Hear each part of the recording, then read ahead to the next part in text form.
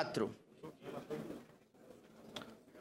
Os itens anteriores não estão presentes os relatores. Proposta a emenda à Constituição número 42 e altera o inciso 1º do artigo 109 e o inciso 6º do parágrafo 2º do artigo 104 da Constituição Federal, atribuindo à Justiça do Trabalho competência para processo e julgamento de causas originadas de acidentes de trabalho por dolo ou culpa do empregador e dissídio coletivo de trabalho. Sobre essa matéria, presente o doutor Germano Siqueira, vice-presidente da ANAMATRA. Autoria, senador Paulo Paim.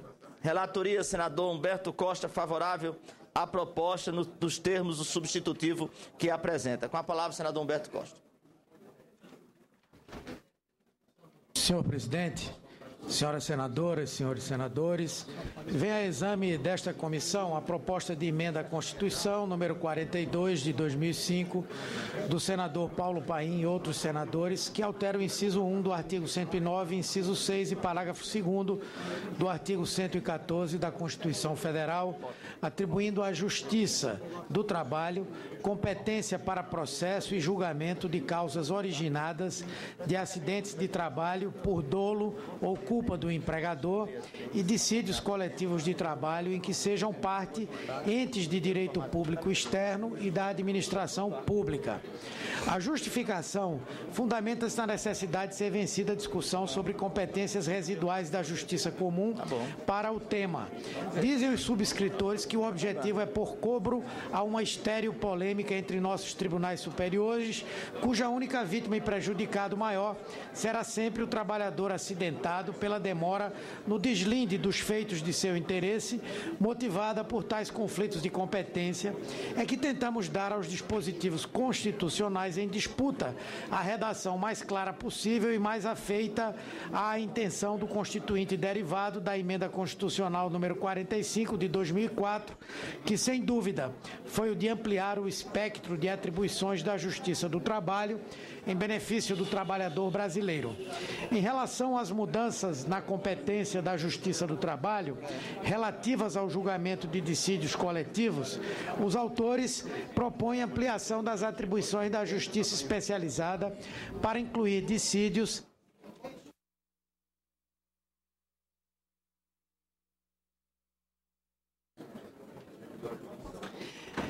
a ampliação das atribuições da Justiça Especializada para incluir dissídios em que estão presentes entes de direito público externo e da administração pública direta e indireta dos municípios do Distrito Federal, dos Estados e da União.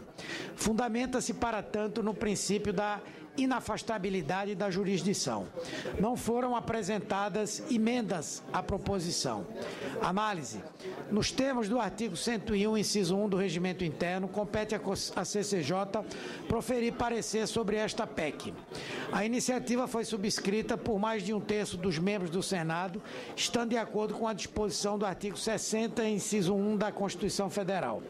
Não se verifica, ademais, conflito com as cláusulas pétreas da Constituição, arroladas no artigo 60, parágrafo 4º, nem a ocorrência dos impeditivos constantes dos seus parágrafos 1º e 5º, quais sejam a vigência de intervenção federal, estado de emergência ou dissídio e a existência de proposta materialmente idêntica que tenha sido rejeitada ou tida prejudicada na mesma sessão legislativa.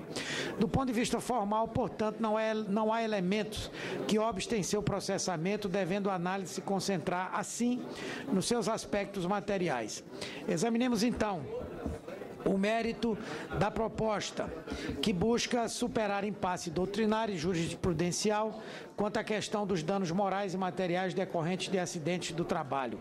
O objetivo é remeter à Justiça do Trabalho todas as questões relativas aos acidentes em caso de dolo ou culpa do empregador. Entendemos que a Justiça Especializada está mais apta a decidir e julgar essas questões, dado o conhecimento do contexto em que se travam as relações de trabalho. A decisão sobre um conjunto de direitos relativos ao trabalho, referentes à mesma relação, representa a economia processual processual e evita sentenças contraditórias que podem desacreditar a justiça. Do ponto de vista técnico, entretanto, parece-nos que a proposta promove confusão ao introduzir no texto do inciso 1 do artigo 109 da Carta Magna norma sobre a competência para as ações relativas ao recebimento de prestações previdenciárias. Um pouquinho de silêncio, senhor presidente, porque aí fica difícil até de ler. Estou tentando ler rápido para a gente voltar rápido, mas... Eu peço a todos o silêncio respeitoso e necessário ao senhor senador e à casa. Dada a participação do INSS nessas ações, parece-nos, no mínimo, problemática a remessa da matéria Justiça do Trabalho. A discussão sobre benefício pode incluir a definição de qual é o benefício cabível e até o reajuste de proventos e a comprovação dos requisitos exigidos pela legislação previdenciária seriam levados a um novo juízo. Ademais, não detectamos na justificação da proposta a intenção do autor nesse sentido.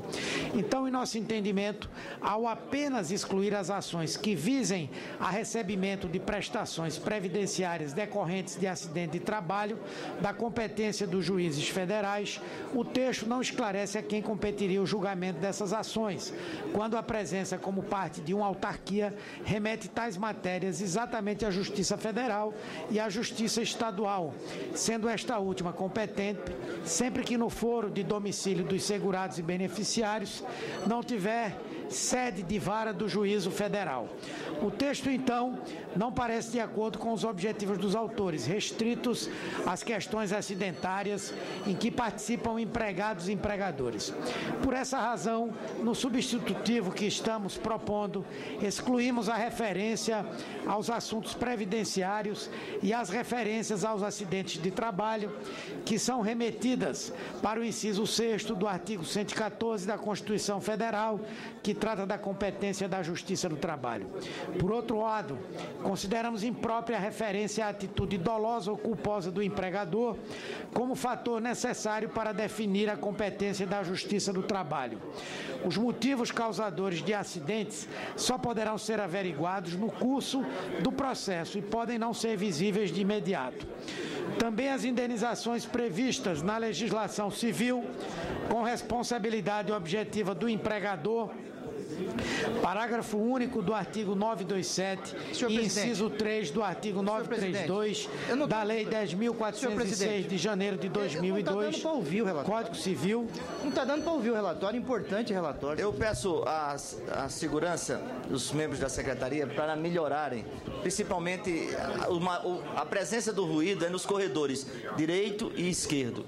Então nós temos a galeria, os nossos convidados não estão emitindo nenhum sinal de ruído, mas os nossos corredores estão extremamente barulhentos. Até que para depois não se diga que alguém votou sem ter ouvido o relatório, não é, presidente? Então, os motivos causadores do acidente só poderão ser averiguados no curso do processo e podem não ser visíveis de imediato. Também as indenizações previstas na legislação civil, com responsabilidade objetiva do empregador, parágrafo único do artigo 927, inciso 3 do artigo 932 do Código Civil, devem, na nossa visão, ser analisadas no âmbito do processo trabalhista. Em suma, as ações fundamentais em acidentes de trabalho que não tenham natureza previdenciária devem caber à Justiça Especializada. A modificação seguinte, no parágrafo 2º do artigo 114 da Constituição Federal, parece-nos mais problemática. Quando os dissídios envolvem entes de direito público externo e da administração pública, direta e indireta, dos municípios, Distrito Federal, Estados e da União, surgem questões orçamentárias, de responsabilidade fiscal e de planos de carreira que a Justiça do Trabalho não está, em nosso entendimento, em condições de avaliar e julgar. os conflitos seriam inevitáveis e a separação entre os poderes constitucionalmente fixada não seria respeitada. Imagine-se um juiz do trabalho concedendo medida liminar ou antecipação de tutela para conceder aumentos salariais para determinadas categorias profissionais de trabalhadores ligados aos municípios, por exemplo. Isso inviabilizaria qualquer planejamento administrativo, pois o Poder Executivo poderia ser surpreendido a qualquer momento com concessões do Poder Judiciário, mesmo que justas, mas inviáveis do ponto de vista da responsabilidade fiscal e dos limites orçamentários. Com base nessa análise, optamos por apresentar substitutivo que concentra-se nos objetivos mais claros e meritórios dos proponentes. Também julgamos desnecessária a referência explícita ao inciso 28 do artigo 7º nas modificações introduzidas no inciso 6 do artigo 114, todos da Carta Magna. Voto. Por todo o exposto, somos pela aprovação da proposta de emenda à Constituição número 42 de 2005, na forma do substitutivo que apresentamos a seguir. É esse o relatório, senhor presidente. Agradeço a Vossa Excelência. Vamos passar à discussão. Antes, registrando para nossa satisfação a presença de dignos representantes do Poder Legislativo Estadual do Rio Grande do Sul, a Casa dos Grandes Debates. O senhor presidente, Raul Carrion, o senhor vice-presidente, Francisco José Moeste, o senhor deputado Gilmar Socella, sejam todos muito bem-vindos. Em discussão a matéria. Senador Claudio Rego. Senador Pedro Tax, senador Paim. Não, eu, como autor da proposta, que fortalece a justiça do trabalho e, ao mesmo tempo, visa aprimorar, pelo relatório sempre brilhante do senador Humberto Costa, a forma de julgar os acidentes do trabalho, eu abro mão da minha fala, apoio o substitutivo, porque gostaríamos muito de ver votado em seguida aqui a questão da renegociação das dívidas dos estados. Ok. Senador, fico com o Humberto. Senador Pedro Tax, depois senador Pimentel. Senhor presidente, senhoras e senhores senadores, senhor relator, eu quero manifestar apoiamento, senhor presidente, à proposta, o relatório muito bem feito pelo senador Humberto Costa, inclusive trazendo posições do Supremo Tribunal Federal ao afastar, né, a possibilidade da Justiça do Trabalho julgar poder julgar demandas individuais do regime estatutário em razão de sua complexidade, como bem disse aqui o senador Humberto Costa. Agora, eu só tenho uma dúvida. Eu não encontrei no relatório a justificativa para a alteração do artigo 109, o seu parágrafo 3º. Então, eu fiquei em dúvida a respeito deste ponto, né? Por quê? O texto propõe a alteração do parágrafo 3º do artigo 109, senador Humberto, né? E na seguinte redação: as causas de competência da Justiça Federal poderão ser processadas e julgadas na Justiça Estadual. É o princípio da delegação, quando a comarca não for sede de vara do Juízo Federal nos termos da lei. Atualmente, a Constituição, no parágrafo 3º, não exige lei, e nós estamos fazendo uma alteração significativa aqui. Eu gostaria só, se fosse o caso de um esclarecimento, se eu concordo inteiramente que temos que aprovar, melhora a competência da Justiça do Trabalho, o artigo 114, a sua alteração é necessária, concordo com isso, mas eu tenho uma dúvida aqui e gostaria, se fosse o caso, de ver esclarecida, senão eu vou pedir vista, senhor presidente, porque eu não estou consciente ainda para votar desta alteração do parágrafo 3º do 109. Estava em discussão o pedido do senador Pedro Tax. O senador Pedro Tax me pediu vista? Não? Não. Então continue em discussão, desculpa. Ótimo, agradeço a Vossa Excelência. Senador Pimentel. Senhor presidente, eu também, senhor presidente, tenho algumas preocupações. A primeira delas é no sentido da positividade dessa emenda, em que traz para a Justiça do Trabalho, para a Justiça Federal como um todo, essas demandas. Isso tem um mérito, porque facilita para o trabalhador fazer a sua defesa e, consequentemente, para o Estado ter segurança na tramitação desses projetos e desses processos. No entanto, no que diz respeito ao parágrafo 3º do artigo 109 aqui proposto, a jurisdição da Vara Federal, ela já é prevista em lei, ou seja, tem uma abrangência maior do que a sede onde a Vara Federal está instalada. Aqui na redação, dá a entender de que a jurisdição da Vara Federal é apenas na sede do município, que é a chamada comarca, e não a jurisdição prevista atualmente na legislação, que chega a um raio de até parece que 100 quilômetros. Tem uma questão mais ampla. Vossa Excelência me permite? Pois não. A Lei 5.010 de 66, ela não fala em comarcas, na Justiça Federal. Na Justiça Federal, a divisão territorial Sim. é seção judiciária, subseção judiciária, diferente de comarca. Então, essa preocupação aí, eu penso que o senador Humberto Costa levou em conta, né? Mas que não existe comarca na Justiça Federal. Comarca é uma discussão da divisão territorial da Justiça Estadual. Mas aqui está, quando a comarca não for sede da Vara da Justiça Federal. Só que a jurisdição da Vara da Justiça Federal extrapola, em algumas situações, a abrangência do município, que é a comarca. Por isso, eu sou um daqueles que entendo que nós precisávamos explicitar melhor esse item, até porque nós tivemos a interiorização da Justiça Federal e hoje ela tem uma presença muito maior. E isso dá mais tranquilidade para as partes no julgamento dessas ações.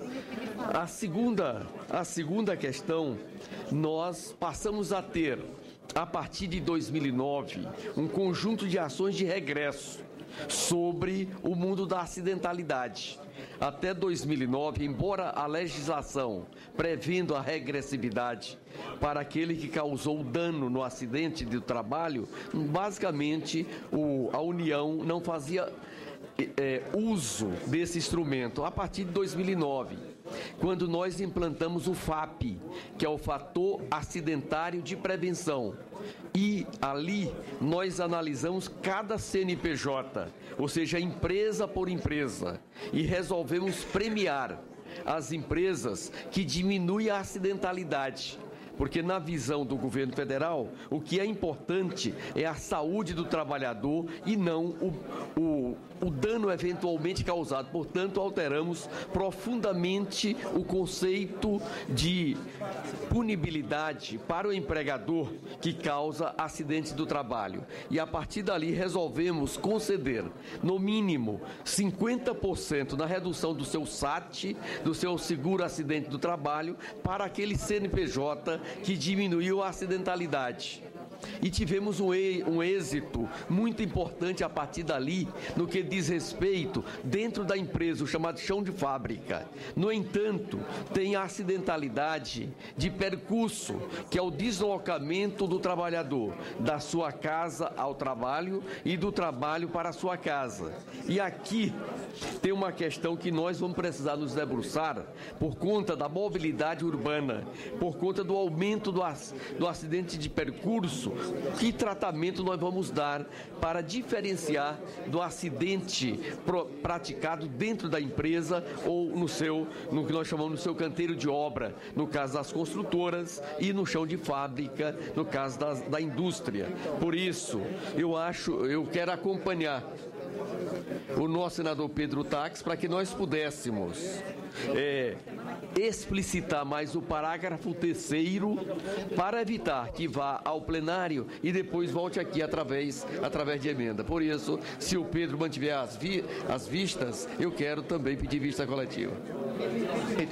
Senhor presidente, me permita, esse tema nós precisamos aprovar, eu concordo com a aprovação, desde que nós pudéssemos fazer uma emenda de redação ao parágrafo 3º do artigo 109, sob pena podemos fazer um artigo artigo, porque Vossa Excelência tem razão, a questão da comarca e da sessão. Podemos aprovar e fazer uma emenda de redação no plenário? Podemos, presidente. Está feito o acordo. Vamos aprovar e fazer uma emenda de redação no plenário. Bem, presidente.